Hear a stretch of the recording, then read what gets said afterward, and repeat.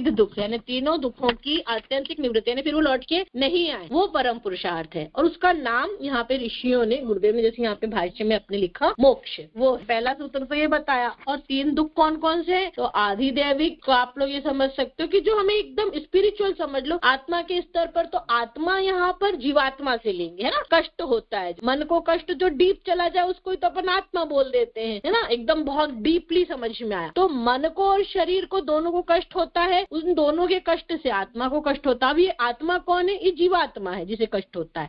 और जो प्योर आत्मा है वो परम आत्मा के अंश के रूप में बताते हैं, उसकी चर्चा नहीं हो रही। या मुझे कष्ट होता है जो मैं अंदर डीप में है उस, तो वो एक बात बोली कि आत्मिक दुख होता है, उसको बोल दिया आध्यात्मिक दुख। उसके बाद भौतिक दुख की चर्चा हुई और दैविक दुख की चर्चा। भौतिक दुख में शरीर को अगर कष्ट हो रहा है तो भौतिक दुख, और दैविक दुख उसकी बोल दी गई जो पंचदेव मतलब की सृष्टि प्रकृति के कारण हो रहा है, पृथ्वी जल अग्नि वायु आकाश, है ना। तो ये पहला सूत्र समझाया। दूसरे सूत्र में ये कहा कि अगर हम इसको एफर्ट करते कि भाई चलो भूकंप नहीं आए ऐसे मकान बना ले, है ना, खूब बाढ़ आए तो भी हमारे मकानों में पानी नहीं घुसे तो खूब ऊंचे ऊंचे मकान बना ले, जो भी हो जैसी भी हो, एसी लगा ले कि भैया खूब गर्मी पड़ती है तो चलो हमने एसी लगा लिया, है ना। तो हम क्या करते हैं, हम संसारी एफर्ट करते हैं इन दुखों से बचने के लिए। एक्सीडेंट नहीं हो तो भैया गाड़ी से नहीं जाएंगे, हम तो 4 व्हीलर से जाएंगे, अच्छी वाली कंपनी की गाड़ी लेके चलेंगे। एक्सीडेंट होता है तो भी किसे नहीं होगा, छोटी मोटी गाड़ी से जाएंगे, नैनो से नहीं जाएंगे, बाइक से नहीं जाएंगे, है ना।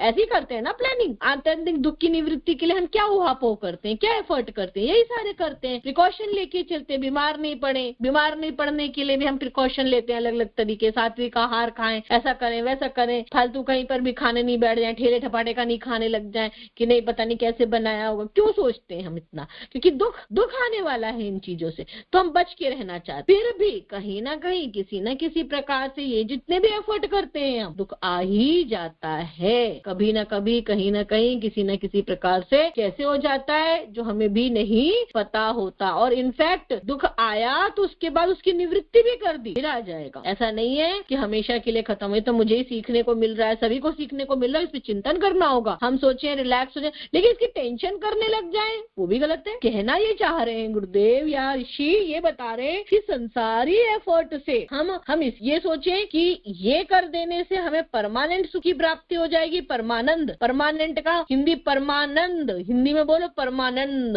परमानेंट यानी परमानंद चाहिए। परमानंद हमें ये संसारी चीजों से छुटकारा पाके प्राप्त नहीं होगा, जो कि परम पुरुषार्थ है। ये बता रहे हैं कि प्रतिदिन की क्षुधा मिटाने के उपाय के समान उन दुखों को दूर करने के उपाय की चेष्टा की जाने से दृश्यमान उपाय भी पुरुषार्थ है। मतलब कहने की दृश्यमान पुरुषार्थ है ना, उसके लिए ही हमें एफर्ट करना हो।